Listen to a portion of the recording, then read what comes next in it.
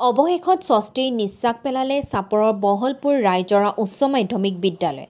বিদ্যালয়খনৰ অত্যাৱশ্যকীয় অতিৰিক্ত শ্ৰেণীকোঠা চৰকাৰৰ পৰা লাভ কৰিবলৈ সক্ষম হ'ল বিদ্যালয়খনে। কেইবা লক্ষাধিক টকা ব্যয় সাপেক্ষে বিদ্যালয় চৌহদত নিৰ্মাণ হ'ব অতিৰিক্ত শ্ৰেণীকোঠা।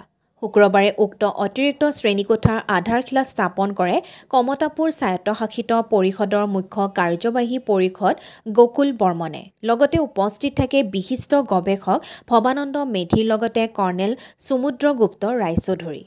News desk report, all Assam news 30। আমাৰ ধুবুৰী জিলাৰ উত্তৰ সীমান্তত ৰাইজৰা উচ্চ মাধ্যমিক বিদ্যালয় আজি প্ৰায় 83 বছৰ হ'ল ঘৰ দুৱাৰ বৰ জৰাজীৰ্ণ অৱস্থা হৈ আহিছিল। ইতিমধ্যে অসম চৰকাৰে সৰ্বশিক্ষা অভিযানৰ জৰিয়তে 3টা ৰুমৰ শপত পুঁজি আগবঢ়াইছে গৃহ নিৰ্মাণৰ বাবে অতিৰিক্ত শ্ৰেণী কোঠালি, আৰু এইটোৰ আজি শুভাৰম্ভ কৰা হ'ল। এই গৃহ নিৰ্মাণৰ আধাৰশিলা স্থাপন কৰিলে কমতাপুৰ স্বায়ত্তশাসিত পৰিষদৰ মুখ্য কাৰ্যবাহী পৰিষদ মাননীয় শ্ৰীযুত গকুল বৰ্মনদেৱে, আৰু আশা কৰোঁ ভৱিষ্যতে আমাৰ ঘৰ দুৱাৰৰ অভাৱ কিছু পৰিমাণে পূৰণ হ'ব। আৰু এই চেগতে আমাৰ শিক্ষা বিভাগৰ সৰ্বশিক্ষা বিভাগ বা শিক্ষা বিভাগ আৰু অসম চৰকাৰলৈ বা মাননীয় মুখ্যমন্ত্ৰী দেৱলৈ আন্তৰিক ধন্যবাদ জনাইছোঁ এই স্কুল বা অঞ্চলটোৰ তৰফৰ পৰা।